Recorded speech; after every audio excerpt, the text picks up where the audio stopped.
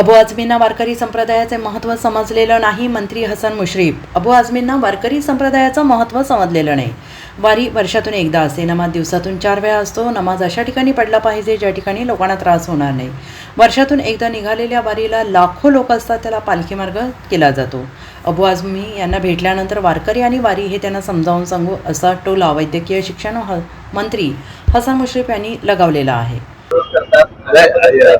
अबू आझमींना वारकरी संप्रदाय समजलेला नाही. मी भेटल्यानंतर त्याला समजावून सांगेन की वारी ही वर्षातून एकदा असते.